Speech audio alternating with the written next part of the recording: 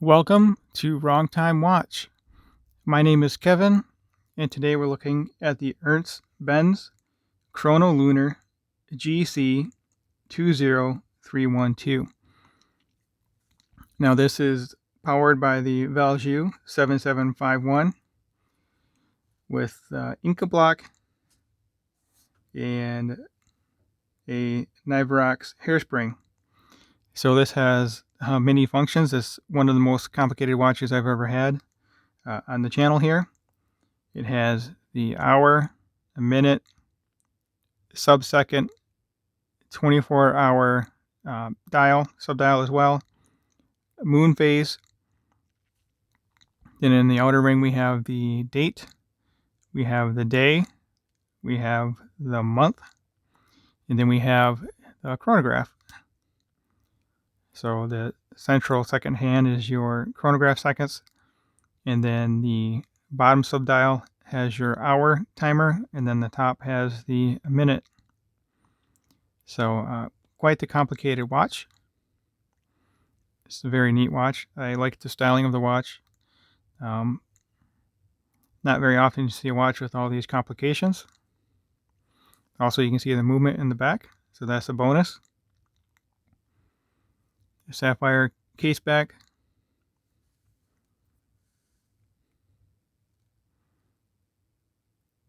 So I like how the rotor is signed. Can definitely study this movement for a while. You can see on the back here, I think it says, 5 ATM. So this is rated for 5 atmospheres or 50 meter of water resistance. Swiss made. Of course, it's 316L stainless steel. This is an actual alligator strap, not a leather strap made to look like alligator. Louisiana alligator, handmade. Then Ernst Benz over here, engraved in the back. Stamped buckle, but it is signed Ernst Benz. So this is the smaller of the three timepieces that I showed yesterday in the unboxing video. The size of this one, I think I mentioned it also has a domed sapphire crystal with AR coating. So the size of this, lug to lug, 48 millimeter. Case diameter is 40 millimeter. The thickness on it is it's fairly thick. It's actually quite thick at 15.6, but it has a chronograph and all these other complications, so that adds to the thickness. Crown size on this is 6.9, so it's the same crown size as my Seiko SKX. It's a push-pull crown, which is fine because it's only 50 meter water resistance anyway, so definitely easier just to give it a couple hand winds and top off the mainspring. If you're running the chronograph, it definitely use up your power reserve. Not sure if you've been paying attention, but the minute hand will actually just click over as soon as the seconds gets right up here to 60. That will click over. Some of my other chronographs, the minute just kind of keeps moving slowly around. So that's a nice feature that it snaps over. Let's pay attention to that here.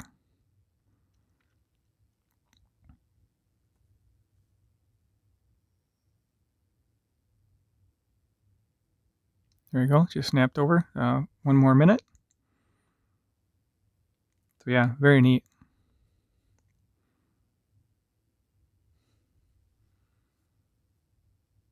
Lug width on this is 20. It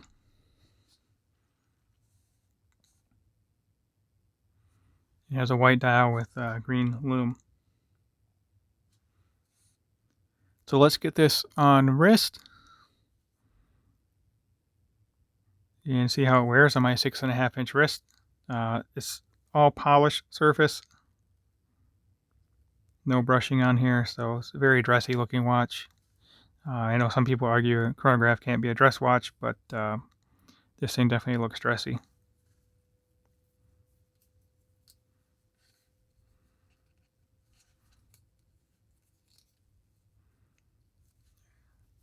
Let's get it on the wrist here loosely. So there we go on my 6.5 inch wrist with the 52 millimeter wristband. And again, lug to lug on this is 48 millimeter and a 40 millimeter diameter, but there's no rotating bezel, so it looks quite large. Definitely hold up your cuff on your sleeve as well. So let me know what you think of this watch in the comments section. Like the video if you liked it, and go ahead and hit that subscribe button if you haven't already.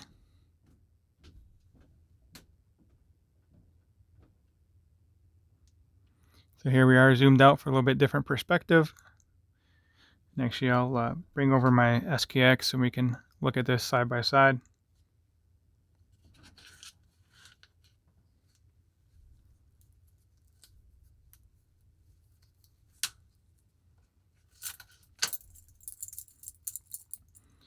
So here it's compared to my SKX 009.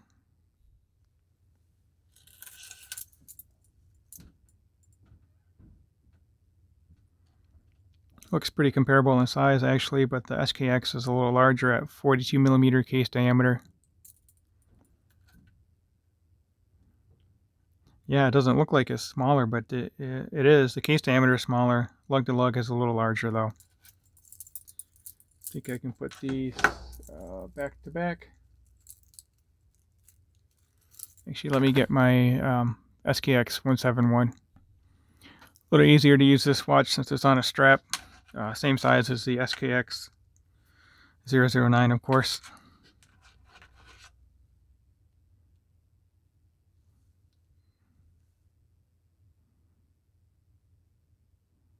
And the chronograph is thicker than the SKX by about 1.5 mm. So there we go. All right, that will conclude the video for this watch. If you have any questions, feel free to leave them in the comment section. Let me stop this, and then you can see that second hand snap back. I always like that about chronographs. There we go, the minute reset, and then the second hand reset also, of course.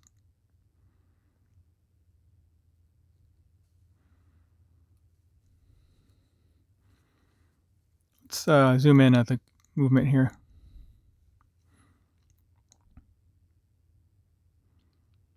Really like looking at movements in the display case back.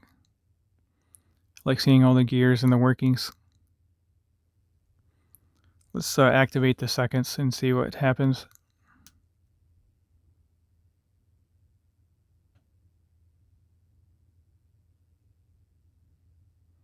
We can stop it. The gear at the top must be for the minute in the chronograph. Yeah, it must be for that. And then we'll reset it. There we go.